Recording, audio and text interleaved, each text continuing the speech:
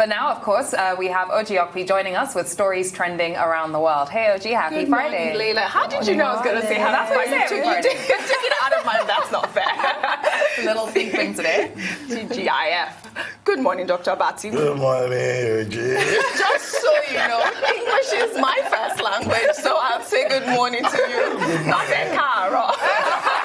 Good morning to you. Actually, I wish you were on set for that. Yeah. I really do. That was a great interview you guys had, by the way. You learn Yoruba, right? Yes, I will. Some lessons. Well, and good morning to you, viewers. We begin what's trending today in Nigeria. A Kano State High Court has sacked 4 emirs appointed by the governor of Kano State, Abdullahi Ganduje.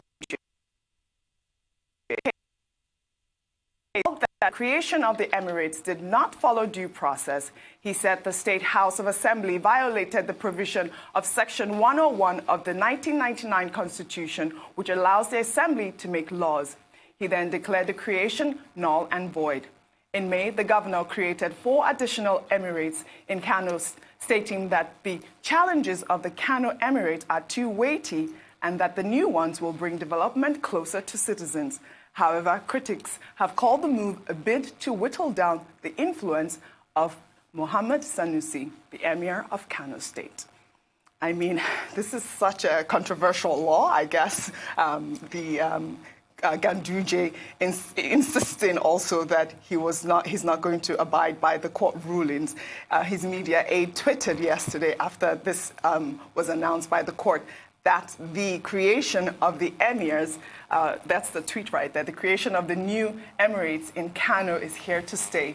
Today's court's ruling is a temporary setback, and the state governor is looking at all possible options and will come up with its next point of action with regards to their creation. But one thing remains clear, Demde Gidigba. So, I mean... Well, let's put this in context.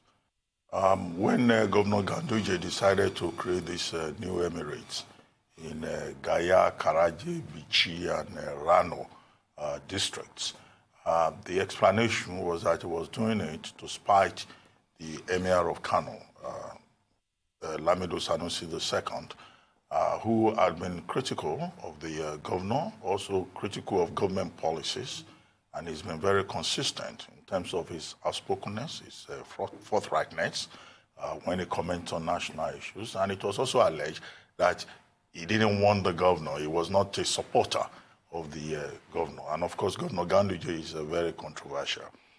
Now, 4 kingmakers then decided to go to court to challenge the creation of these Emirates. And Justice Usman Nahaba has now ruled that the process did not follow due process, and that the House of Assembly, which turned itself into a rubber stamp assembly to support Governor Ganduje, also violated the Section 101 of the 1999 Constitution that you quoted. But beyond all of this, what we see is politics, the conflict between tradition and modernity. You know, the kind of thing we see already dramatized for record purposes by Professor Ojy Okpe in his play Kungi's Harvest, whereby a governor or an administrator can suppress the traditional institution. Now, the governor of Kano State is not in a position to say that he would disobey the order of court. Yes. I think he has to be told clearly that would be a scandalous thing to do. And his spokesman may have said it. We hope that the spokesman is on his own frolic and not speaking for the governor of the state. In the affected districts, we are told that some young people have gone out to protest. Well, those young men, in case they are being sponsored, should be reminded that they cannot take the law into their hands. And the security agencies should, focus on those 4 districts to make sure that there is no sponsored breakdown of law and order. It's not only in Kano State that we have this problem. You will recall that in Oyo State, the former governor, Governor Ajimobi, also decided in an attempt to assert himself and whittle down the powers of the Olubadan of Ibadan, decided to create on his own some coronet kings, district heads. He turned them into crown-wearing authorities, and the court in Ibadan also, has declared that move by Ajimobi illegal. So you find these politicians in an attempt to expand their sphere of influence turning themselves into traditional authorities, combining that with the political privileges that they enjoy. And what they must realize, particularly the ones who are in the saddle now, is that, look, if as a governor you act recklessly, you go beyond your bounds, the courts are there, time is there, tradition is there. Many of these things can be reversed. Right. And I hope Ganduje will understand the message of the court. If he doesn't agree, well, he can go to the Court of Appeal. Yeah, I think that's what they're But about to say we will not respect what the court Right. has said, no, that's unacceptable. Yeah, but that's not surprising. When we see this kind of impunity at the federal level, of course we're going to see it at the state level, where a court order can just be jettisoned willy-nilly. And Ganduje, recall that infamous video recording of Ganduje He game. never bothered to even show up to the State House of Assembly to be cleared or otherwise. Even So to say this what- impunity is Right. entrenched in his approach, and this lack of respect for institutions, whether a fellow arm of government or traditional institutions, is not surprising at all, but it's disgraceful. It's just distasteful as well. I can't believe what's happening. Well, all of our social media people are very outraged by the fact that the media aid came out to say that they're still recognizing them It's as dreadful to say that. king's men or whatever. Well, it even is. in Ibadan, the Ajimobi kings, they too are saying that they will disobey the court. Yes. And that they will remain as coronet kings or whatever they call themselves. But I'm actually glad that those four kings men went ahead to challenge that, because it's really unruly that they do have an emir.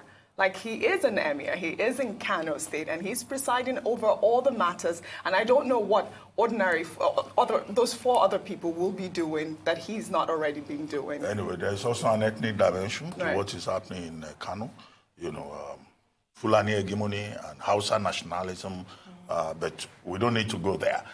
Let's just stay with what the court has Also, said. but do you think that that's why this is happening? Well, there's an ethnic undertone, dating That's back to It's not just- okay. It's been exploited now, Yes, though, because it's convenient for Ganduje conquest to of exploit it. many northern communities by Right. Fulani Fulani minority. Emirates and all of that. But that's not the issue before us. But So then we you leave remember, that. if you recall last week, the same media aide told the emir to shut his filthy mouth. I don't know if you remember that Yeah, story and that we we said talked that was about. disrespectful. Yes, and he's been continuing to disrespect the emir, and I think that he should apologize. It is really not Or his something... position as a media aide should also be I don't- questioned, because yes. he clearly has no decorum as well. Right. Yes, but he's obviously being condoned by the person he reports to, unfortunately. Because that's what it's Yes. clear right now. Yes. Because if he's not being called to order at this point, it means that it's being been condoned, condoned. and that means everything is true. What he's saying is really a representation of Ganduje at this point. Yes. That's what it clearly means at this point. Well, but Ojy, it's any a other developing story? and we'll see how things play out. Hopefully, they would respect the court orders, and things, will fall into place. Absolutely. And the Emir of Kano has been conspicuously silent, which is most unlike him. He's quite vocal. But he's a classy man. I He's believe that been he. silent, I don't completely think he'll have hasn't anything to say addressed at this it. point. I like that. Well, let's take one final story if we have time. Still in Nigeria, the Lagos State Commissioner of Police, Hakeem Odusumi, has deployed 1,000 policemen to assist traffic personnel in tackling the gridlock that has made commuting unbearable in the state. According to the state's police public relations officer, Bala Elkanah, the policemen would also curb the menace of the traffic robbers in the state. He stated that the commissioner also reviewed the time schedule of traffic wardens to run between 10 a.m. and 10 p.m., so basically giving them 24-hour At least they're schedule paying as well. attention to Yes. it. Oji, Thank thanks you, so much. Ojy. Have a great Thanks so weekend. Thank you very much.